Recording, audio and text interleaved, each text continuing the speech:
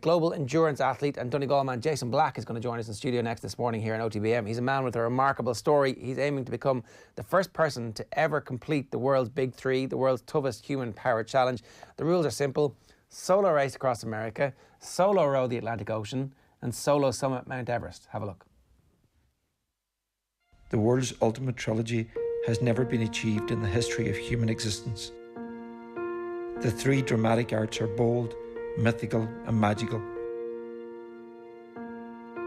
Life is an expedition, sometimes a battle full of the unexpected. Sometimes we focus on the destination and forget about the journey. But when you fall, life allows you to get up stronger. It allows you to trust in your own understanding, dream bigger, believe in yourself, and find real purpose. My name's Jason Black and I'm an Irish Red Cross ambassador.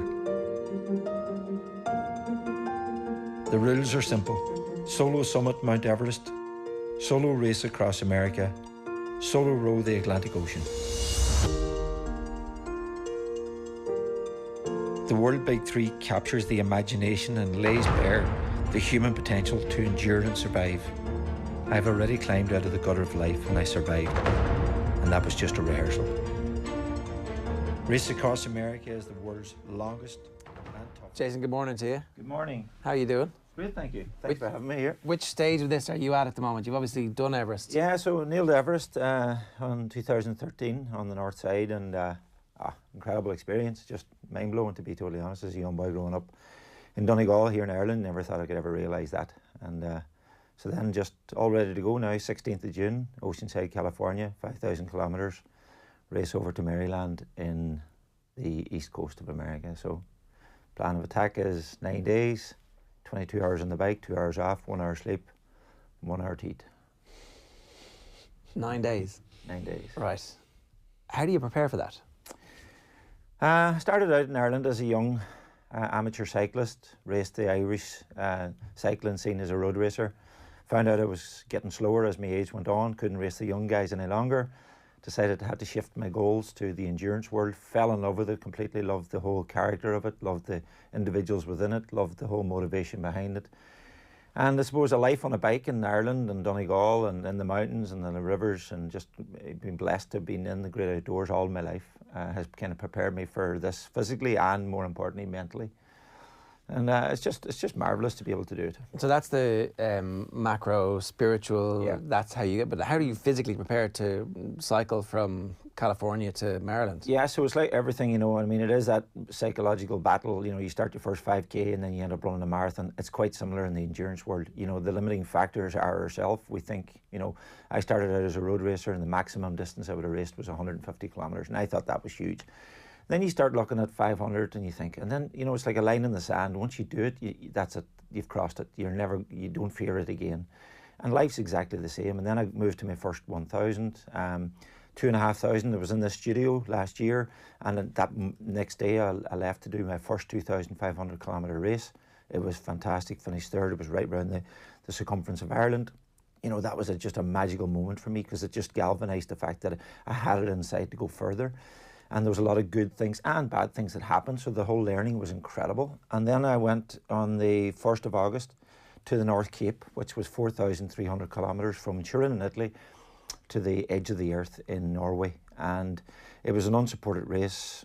I mean, find your food, find your water, and it's up to you whether you want to sleep or not. And travelling through 10 countries, dealing with different languages, dealing with different currencies. And it was brilliant. It was just class, you know what I mean? I come out of that really strong, finished 6th. I had a crash, I ended up having to go to hospital. That can help me back slightly, but that's all part of the journey. It was about that falling down and having the courage to get back up and get back on the bike, like life, which I keep referring to a lot, you know, because I speak to young kids about that. Don't be afraid to fall, but have the courage to get back up and on the saddle again. And for me, that once I came away from the North Cape, 4,500 in the bag, I knew that inside the body that Race Across America, which is the blue ribbon for the endurance world, I knew that was possible. And they gave me an entry, and so now I'm going to be at the line on 16th of June. My start time is 12 o'clock, and I'm going to fly that Irish flag really proudly, you know, and I'm going to show that through endurance we can conquer everything and anything. And it's not about the bike, it's actually not about the sport. It's more about the process inside it, and that's really where the magic lies, and that's my message to each and everybody that I have an opportunity to share with, and for those that wish to listen, because not everybody's ready to listen to that story. How come you realised it was possible, Jason? What did you learn about yourself that you thought to yourself, right, okay, now I'm ready? Yeah, look, that's a brilliant question. You know, it's just that, you know, the ability to fall 7 times but get up 8, and just to trust that inner ability. You know, it's just, you know, age is a great learning curve as well. You know, when I was younger, I probably would never, even though I was probably fitter, I was certainly not stronger, but I was fitter mentally. I'm stronger today than I was physically back then, or than I am now than I was back then. So age has been a great learning for me, and through time and through the setbacks in life and through having a mortgage, experiencing death, and this is all off the bike. And I know the question you're asking is, you know, is it not about going out and doing 1,000 kilometres every week on a bicycle? Yes, that's part of it. There's the physical preparation, which we all can do. And the limiting factor for most people that choose not to take something on like this is the mental battle that's involved. And it's, you know, when you're at the start line of a race and you know that it's 3,000 kilometres to that finish line, how do you prepare yourself? But I don't look any further, and I mean this honestly, I don't look any further than the first kilometre. If I was to look at the 3,000 or 5,000 in America in June, I'd go bananas. So would anybody. I can only look about the next kilometre, and that's the same step. It's just that having the commitment to keep going forward. But it's great, like, you know, it is about involving yourself in races throughout the world. You know, as an endurance athlete, you know, I'd done the race across Laos, Thailand, Cambodia. I won that last year, and then I went into the race across Ireland. I went to the North Cape. I went to Oman and raced across the desert. And you're putting yourself in extreme environments, not extreme situations, extreme environments where there's very little around you other than your own ability to survive and believe in yourself. And it's only through that experience that the magic flows. It's only when you put yourself in that environment that you really get an opportunity to see the good, the bad and the ugly. And then it's through the good and the bad and the ugly you sieve through it to make yourself better. You said there about 2 minutes ago you experienced death. Talk to us about that. Yeah, so look, you know, I was doing a race there in September. I was delighted to be invited out to Eco Challenge in Fiji. It's deemed as one of the toughest endurance races in the world. It's 9 days through Fiji, 9 different disciplines, from whitewater rafting, deep sea diving, mountain biking, running, and everything else that's unsupported. Bear Grylls set the course. 66 countries were in there. And it was the most incredible journey. It was absolutely unbelievable. Outside of the culture and the experience of the people that we met, the race itself was just, you know, at a huge different level completely on an international stage. Sadly for me, on the last day, I picked up something in the jungle, because we're wading up to our waist in water, and we're going through different you know, environments that are probably murky and are carrying some feces of some sort. And I picked up something. It came in through a cut in my leg that I had picked up earlier on through rocks. That's the cut there, I think, is it? And yeah, that's it. And for me, you know, I just my blood pressure dropped. The doctors and the medics got a hold of me and found out they could do nothing for me in Fiji. It was kind of a red alert job, and sent for an airplane. Airlifted me to New Zealand. I crashed mid-flight. They had to resuscitate me. Whatever it was, it just attacked my internal organs, my kidneys, my lungs, my heart, all that kind of was really struggling hugely. And I don't remember any of that. I remember waking up in New Zealand. I was taken to a disease clinic, and it sounds a bit mad, but the doctors were delighted to have found this new bug that they had never witnessed and seen before. So they had to grow the cultures in the lab. And 8 days later, I was back on my feet again, and thanks to the incredible medical services globally, I'm here to tell the tale. So it's just another battle on the journey of endurance. So you died? You were clinically dead for... Mid-flight, yeah. Don't remember a thing. Right. And there were 2 French doctors on board, and they had the gear on board to shock me. Right. Bring me back. And I was talking to them 5 minutes before it. So, I mean, obviously you weren't well. You were obviously very, very sick. I was very sick, yeah. No question about it. Because in Fiji, and we were in the hospital there, they were 6s and 7s. Fabulous people, great doctors, but just didn't have the expertise to deal with the rare bug that had got inside. And there was sepsis in there. There was things flowing through my blood. And it's just a very unfortunate situation. But, you know, it's the challenges we face when we put ourselves in that environment. What's your initial emotion when you come back to life, when you realise what's just happened? Well, I didn't, first of all, know what happened until they explained it to me. So, you know, you do have that opportunity then on your own, because you're back in the mountains in Donegal or back in Ireland here, or you're back in your bike and you're doing long hours, and you have that opportunity to reflect on, wow, that's close. Do I dwell on it? No, I don't. You know, do I accept the status quo? Yes, I do. I suppose I put myself in harm's way. You don't ever step into the arena for that to happen, but you do know that there's things like that can happen. So I don't really dwell too much on it, to be honest. It's just a part and parcel of the jigsaw puzzle. We're going to see that story on Amazon Prime. Yeah, yeah, Eco Challenge is quite special. You know, there were 66 countries, and to to be an Irish athlete on that was just phenomenal.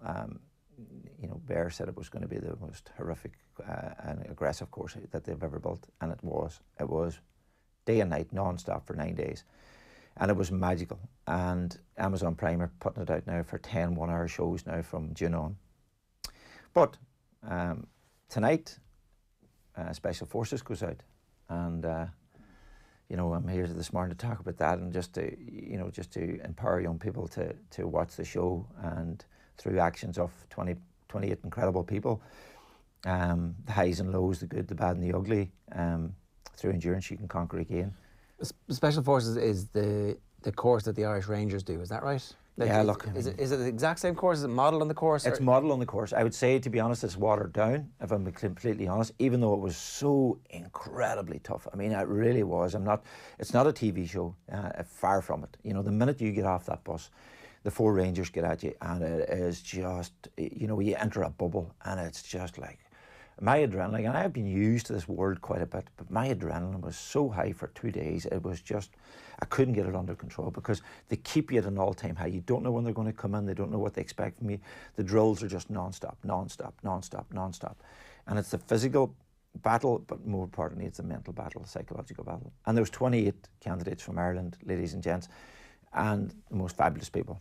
And I can't speak about it highly enough. I can't praise the Irish Rangers enough myself personally, because I had no real experience of what an Irish Ranger goes through, or anybody in the Special Forces. But now having a snapshot, just a small snapshot of what it looks like, if that's even a quarter of what these guys do, hats off. Most of the Rangers, as far as I know, fail at least once before they actually manage to make it through, and the level of failure the failure rate is so high. Yeah, 95%. Is it that high? Yeah. Right, okay. Like, very few of them get through the first time. I mean, the DSs are, you know, outside of the production, which you only got an opportunity to see them once when they bowed you out, you got to see that there was a human side to them. But outside of that, they are just killers, cutthroat, unbelievable. And they're a protecting force, and proudly. I mean, it's incredible what these guys go through. But the course itself was just unbelievable. It really was. It was everything. The physical challenge. And what is the physical challenge, and what is the mental challenge? Well, you're going to see it all tonight. You're not going to see it all tonight. It's one of 7 series, an hour every Monday at 9:30, and each week they're trying to, or each exercise they're trying to eliminate candidates. Now, in particular, this year seemed to be extremely strong. There was absolutely 28 superstar athletes in there, and they said themselves they found it really hard to crack people. People did crack as they went along, and you were cracked on the most simplest things. Like, it was like sleep deprivation. You'd be put to bed at 11 o'clock, you think you're going to get a night's sleep, and 5 minutes later they have you up. And they have you up and they have you going for 10 hours, non-stop, in the mountains, in the rivers, pulling trucks, in the beach, doing the most outrageous exercises in the water. And just, you're completely and constantly be brought out of your comfort zone. And that in itself is the journey. It's not the exercises most people could do, but it's operating outside of your comfort zone on a continuous basis is where they get you, and then they break you. Well, when I say break you, it's not physically breaking you. They get you to surrender and say, that's it, I've had enough. How come you don't surrender? Well, I'm human. I'm like everybody else. The show will show all. But, you know, sometimes I suppose through the journey of life and through the journey of endurance, you know, I've had more unsuccessful results in some races than I've had results. I mean, K2 in 2015, I didn't get to the summit. I walked away. I thought my chances were over. I rebuilt myself, went back in 2018, pulled it off. And it's that ability to go back in and do it. I do suffer, like I'm human like everybody else. I do suffer with with the reality of defeat or a setback where I have to step back from the situation. I haven't completed it, and I've got to rebuild myself and go forward. And you know, that's something that's really important to me. It's, you know, accepting my limiting belief at that, or my limiting factor, physically or mentally at the time, but having the ability just to get back up and say, right, what did I do right? What did I do wrong? How can I correct this? How can I make me stronger or fitter or faster? Was it physical? Was it mental? And then having the courage to, and I think sometimes that's the weak link, is that people, whether it's through life or through a marriage or through a work situation or through a sporting situation, when they have a setback, they blame everybody around us, and it's the blame culture. We absolutely blame everybody, but have the courage to look in the mirror and say, did I contribute to that? Was I not strong enough going into the event? How can I be better if I attempt to take it on the next time around? And that's ultimately what's really important. But to fear itself, no, embrace it. What's going through your mind at a time when you're close to breaking like that, whether it's physically, whether it's mentally? It's interesting hearing you talk about Fiji and referring to it as an amazing experience. Most people will listen to that and think, God, that sounds terrible. Same with the special forces. Like, what is it inside your head that allows you to get through that barrier? And there are plenty of barriers in these moments. Look, you know, I embrace life, and like I don't judge people, and I don't wish to be judged. I think as human beings, we should allow each and every individual to be themselves, to walk in their own shoes, to have the courage to be themselves. And that's critically important in life, and we should really celebrate that. And sometimes in Ireland and in the world, we tend to look at the gaps in people and never the gains. And we should look at the gains that people make. So if you're going to run a marathon, but you didn't get to the finish line, but I got 40 kilometres, well, let's celebrate the 40 kilometres and not analyse the gap. And that's really, really important. And we should change that mindset completely. And we should allow people to be themselves. And if Jason Black wants to climb Everest K2 and race to the end of the earth, we should celebrate that. And equally at the same time, I have so much courage for people that are today getting out of their bed and climbing a bigger battle than I've ever climbed in my life. They're dealing with a disability, they're dealing with suicidal thoughts, they're dealing with depression, they're dealing with financial issues. They're dealing with bullying, they're dealing with all these incredibly horrific events in life, sadly, and they're having to deal with it nearly every day of their life. I don't. I've only had to deal with it for a short time. I'm just back from Africa at the weekend. I was out for 3 weeks there, and I was in the Congo for 7 days, and I was with young kids, and it was just a horrific situation in a sense that you want to see the way these people have to live. Unfortunately, they have no money, and they're living in really tough conditions. They're after coming through the civil war with, I was in Uganda, Rwanda, and the Congo. And, you know, the effects of the civil war are still there. The amputees, the broken families, the death and the devastation. Young kids that were caught as boy soldiers returned to their families in Rwanda, that their mum and dad thought they were killed. This is all what we were doing, and you know, the Irish Red Cross, and I'm an ambassador for them, they're out there doing that. And, you know, it just galvanizes the fact that we're here and we've got beautiful clothes in our back, we've got a lovely house, we've got a beautiful car, and we've got money in our pocket, and we have a way around life, yet we're still not happy.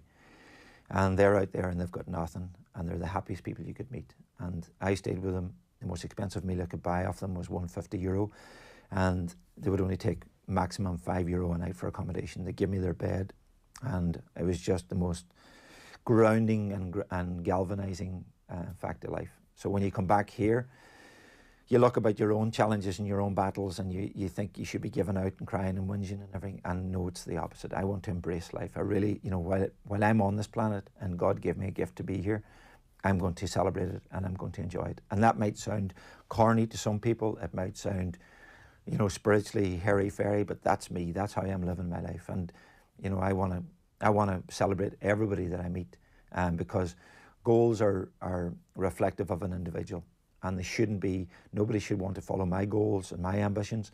They're mine. But what we should do is have the courage to celebrate each and every one of our goals and ambitions, no matter how big or how small they are, because the small one to that individual is huge, and to a big one, to a certain individual, is quite normal. Can I follow up that sublime piece with something vaguely ridiculous? We're doing Swim for a Mile at the moment. Brilliant. And it's going okay. Owen is... He's the leading shark. He's just starting out. How's it going? Not very well, Jason.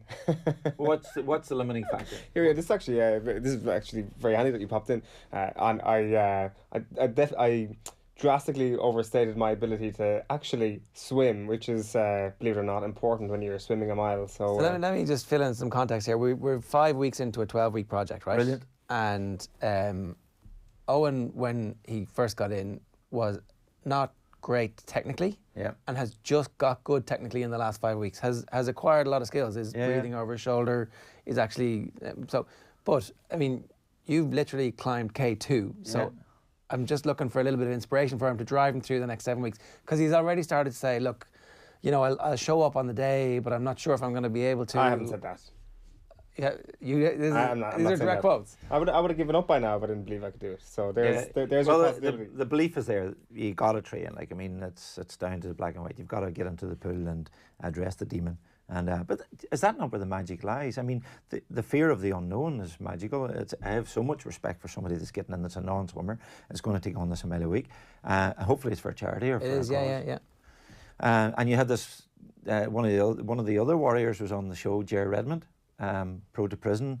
It was on the Off the Ball show, and he's a great coach based in Dublin. You should reach out to him, and he'll give you some support.